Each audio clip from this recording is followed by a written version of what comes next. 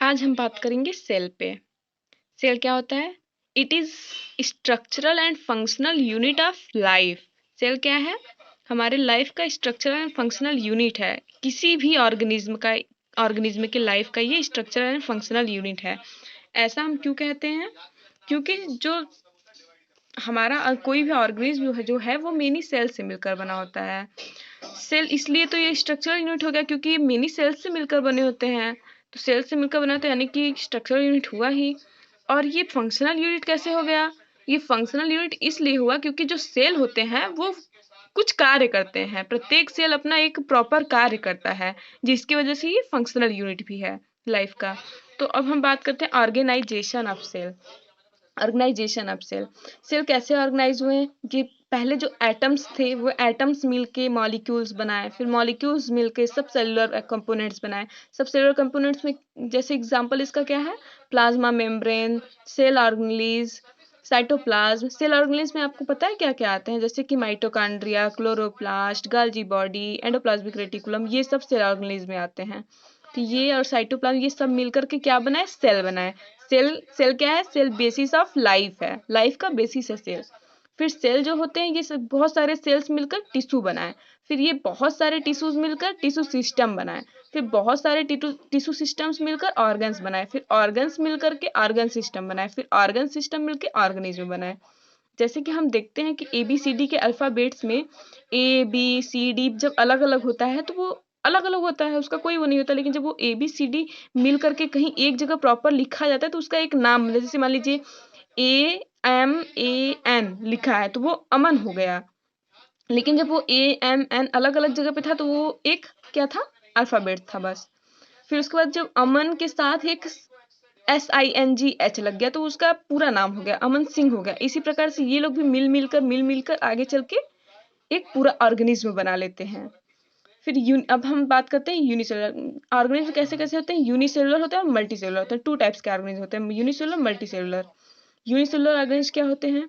इनमें only cell तक ही organisation होता है। इनमें टिश्यू एंड अदर्स चीजें नहीं बनती। जैसे इनमें ये जो दिखाया गया है कि सेल फिर सेल मिलकर टिश्यू, फिर टिश्यू मिलकर टिश्यू सिस्टम, तो इनमें ऐसा नहीं होता। यूनिसेलुलर ऑर्गेनिज्म में ओनली सेल बनता है, यानी कि ओनली यहाँ तक ही बनता है। इसके आगे का प्रोसेस नहीं होता है यूनिसेलुलर ऑर्गेनिज्म में। अब मल्टी सेलुलर में क्या होता है? मल्टी सेलुलर में सेल्स बनते हैं, सेल्स से टिश्यू बनते हैं, टिश्यू मिलकर टिश्यू सिस्टम से ऑर्गन, ऑर्गन से ऑर्गन सिस्टम से ऑर्गेनिज्म। इसमें सब पाए जाते हैं। बैक्टीरिया कैसे होते हैं? बैक्टीरिया यूनिसेलुलर होते हैं। एंड फंजाई कैसे होते हैं? फंजाई मैक्सिमम मल्टी सेलुलर होते हैं, कुछ फंजाई यूनिसेलुलर होता है। फॉर एग्जांपल ईस्ट कैसा फंजाई है? ये एक यूनिसेलुलर फंजाई है। यूनिसेलुलर ऑर्गेनिज्म, यहाँ पे यूनिसेलुलर ऑर्गेनिज्म को दिखाया गया है। जैसे आल बैक्टीरिया जितने होते हैं पूरे के पूरे यूनिसेलुलर होते हैं। और केवल प्रोकैरियोट्स में केवल और केवल बैक्टीरिया को ही रखा गया है। सिर्फ बैक्टीरिया ही प्रोकैरियोट्स में रखे गए हैं। प्रोकैरियोट कैसे होते हैं? प्रोकैरियोट कैसे होते हैं? Simple cell. प्रोकैरियोट कैसे होते हैं? सिंपल सेल होते हैं। ये सिंगल या डबल मेम्ब्रेन ऑर्गन्स इसमें अब्सेंट होते हैं। इसमें यानी कि प्रोकैरियोट्स जो होते हैं ये एक सिंपल सेल होते हैं। इनमें कैसे ऑर्गन्स नहीं पाए जाते हैं? इनमें मेम्ब्रेन बाउंड ऑर्गन पाए ही नहीं जाते। मेम्ब्रेन बाउंड ऑर्गन का मतलब जैसे mitochondria, chloroplast, Golgi body, endoplasmic reticulum, इन सब में क्या होता है कि मेम्ब्रेन बना होता है। किसी में डबल मेम्ब्रेन, किसी में सिंगल मेम्ब्रेन। लेकिन इनमें जो बैक्टीरिया होते हैं या फिर जो प्रोकैरियोट्स होते हैं इनमें मेम्ब्रेन बाउंड ऑर्गन प्रेजेंट ही नहीं होते। यूकैरियोट्स, यूकैरियोट्स में क्या क्या आते हैं? जैसे अमीबा, यूनिसेलुलर यूकैरियोट्स। यूकैरियोट्स में तो मल्टी सेलुलर भी आते हैं, लेकिन जो बैक्टीरिया होते हैं तो ओनली यूनिसेलुलर होते हैं। लेकिन यूकैरियोट्स होते हैं ये यूनिसेलुलर और मल्टी सेलुलर दोनों होते हैं। तो यहाँ पे एग्जांपल यूनिसेलुलर का दिखाया गया है। यूनिसेलुलर यूकैरियोट्स में कौन कौन से आते हैं? अमीबा, पैरामीशियम, ईस्ट और यूनिसेलुलर एल्गी जैसे कि क्लेमाइडोमोनास, क्लोरेला, etc। अब ये देखिए, अब यहाँ पे मल्टी सेलुलर ऑर्गेनिज्म का दिखाया गया है एग्जांपल। जैसे fungi, mostly fungi multi cellular होते हैं। इनके पास टिश्यू होता है। फंजाई के पास क्या होता है? टिश्यू सिस्टम होता है। जैसे कि हमने उधर पढ़ा था कि इनमें मतलब प्रोकैरियोट्स जो थे इनमें ओनली टिश्यू था और ओनली सेल था। लेकिन यहाँ फंजाई जो है, फंजाई के पास टिश्यू होता है। सेल के आगे का प्रोसेस टिश्यू होता है इनमें, लेकिन टिश्यू सिस्टम और ऑर्गन्स और ऑर्गन सिस्टम ये सब अब्सेंट होते हैं। यानी इनको भगवान ने टिश्यू तो दिया लेकिन उसके आगे की चीजें नहीं दी। सिर्फ और सिर्फ इनके पास टिश्यू होता है। ये पहले ऐसे मल्टी सेलुलर ऑर्गेनिज्म बने फंजाई जिनके पास टिश्यू था। ओके, और उसके बाद प्लांट्स में एल्गी आता है। एल्गी में मल्टीसेलुलर एल्गी में कौन से मतलब कहाँ पे रखे जाते हैं मल्टीसेलुलर एल्गी को? मल्टीसेलुलर एल्गी को प्लांट्स में रखा जाता है, और जो यूनिसेलुलर एल्गी होते हैं उन्हें यूनिसेलुलर में रखा जाता है। और यहाँ पे ब्रायोफाइट्स, टेडोफाइट्स, जिम्नोस्पर्म, एंजियोस्पर्म, ये सब मल्टीसेलुलर होते हैं। और ब्रायोफाइट्स, टेडोफाइट्स और एल्गी, इन तीनों में ओनली टिश्यू सिस्टम पाया जाता है। टिश्यू सिस्टम यानी टिश्यू के बाद का टिश्यू सिस्टम, टिश्यू से टिश्यू सिस्टम तक की प्रोसेस होती है इन तीनों में। और जिम्नोस्पर्म, एंजियोस्पर्म में टिश्यू सिस्टम से ऑर्गन्स तक का प्रोसेस होता है। जिम्नोस्पर्म, एंजियोस्पर्म में ऑर्गन भी बनते हैं। और एनिमल्स में क्या होता है? एनिमल्स में सब ऑर्गन सिस्टम भी पाया जाता है, यानी कि एक प्रॉपर ऑर्गेनिज्म पाया जाता है। हम लोग तो एक प्रॉपर ऑर्गेनिज्म ही है, हमारे अंदर सबसे है, हमारे अंदर हाथ है, पैर है, सारा चीज है हमारे अंदर। तो ये ऑर्गन सिस्टम होता है। ठीक, एनिमल्स में पूरा ऑर्गन सिस्टम पाया जाता है। Fungi first multi cellular organism है जिसमें ओनली टिश्यू बनती है, इसके आगे की चीजें नहीं होती। यही मैंने आपको अभी बताया थोड़ी देर पहले। धरती पर सेल कैसे बने? हम लोग सोचते हैं कि धरती पर सेल कैसे बना। पहले जो वाटर था, धरती पहले पानी पानी पानी पानी, हर जगह पानी पानी था। फिर ये पानी कहीं कहीं मतलब इकट्ठा होने लगे। जब ये इकट्ठा होने लगे तो इसको हम लोग क्या बोले? Cytosol.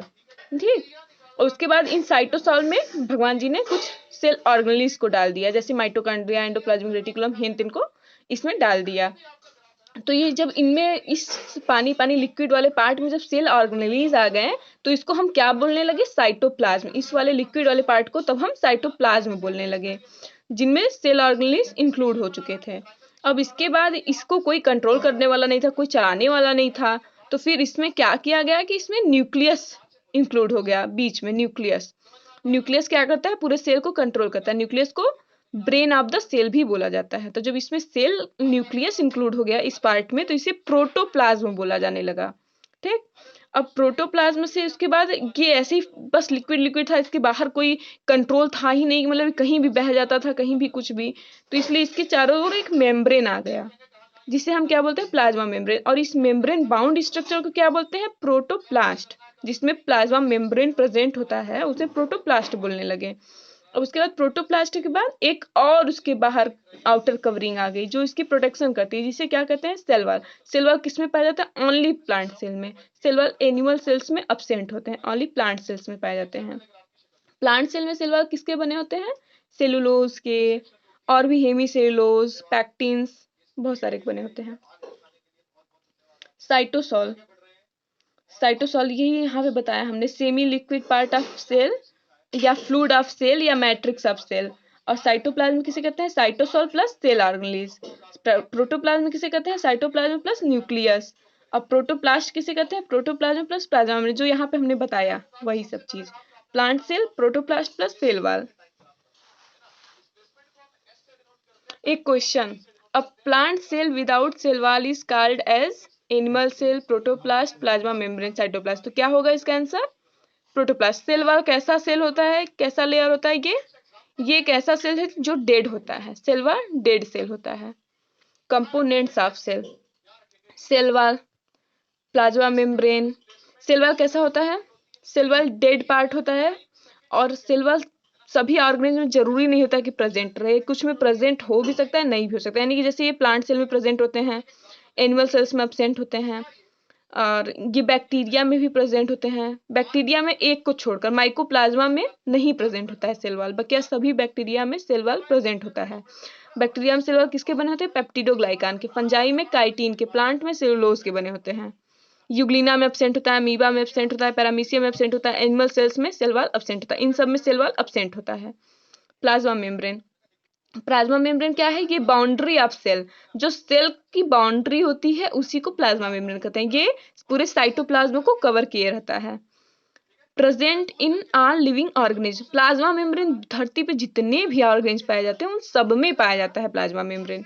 Plasma membrane is the membrane around cell organelle, but the plasma membrane around the cell is specifically called cell membrane. यानी प्लाज्मा मेम्ब्रेन जो है ये तो सेल के चारों तरफ तो होता ही है, ये सेल ऑर्गेनेल्स जैसे माइटोकॉन्ड्रिया, एंडोप्लाज्म, इनके भी चारों ओर प्रेजेंट होता है।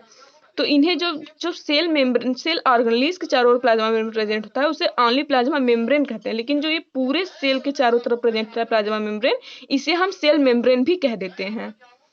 ठीक, और उसके बाद फिर cell organelles. Cell organelles specific part of cell which perform a specific function. ये एक स्पेसिफिक पार्ट्स होते हैं सेल के जो एक स्पेसिफिक फंक्शन को परफॉर्म करते हैं। ठीक, सेल ऑर्गेनेल्स जैसे कि non membrane bound cell organelles, membrane bound